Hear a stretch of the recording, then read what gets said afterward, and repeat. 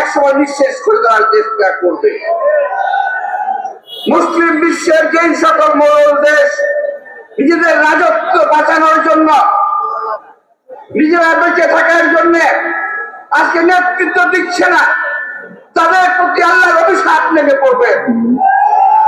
যারা নেতৃত্ব দিলে এই মুসলিম বিশ্বকে যদি আজকে ঐক্যবদ্ধ করতাম, যদি মুসলিম বিশ্ব আজকে শুধুমাত্র পাঁচ চাতুর্যের মাধ্যমে ঐক্যবদ্ধ না হতো, যদি মুসলিম বিশ্ব কার্যকর ভাবে আজকে ঐক্যবদ্ধ হতো, তাহলে আজকে এই ইহুদিরা, এই ইসরায়েলিরা এই অত্যাচার করতে পারত না। সারা বিশ্বের মুসলিমরা আজকে আমরা খন্ড বিখণ্ড হয়ে গেছি। আমরা মুখের কথা টুকরি বাজিয়ে, টুকরি ফুটিয়ে আমরা বলার চেষ্টা করছি, পুলিশদেরকে বাঁচাও, পুলিশদেরকে বাঁচাও। প্রিয় ভাইরা, এক ছাত্র ভাই, যিনি ছাত্র, আমি ও বলেছে যদি বর্ডার থাকতো আমরা ভেঙে ফেলে পড়তাম।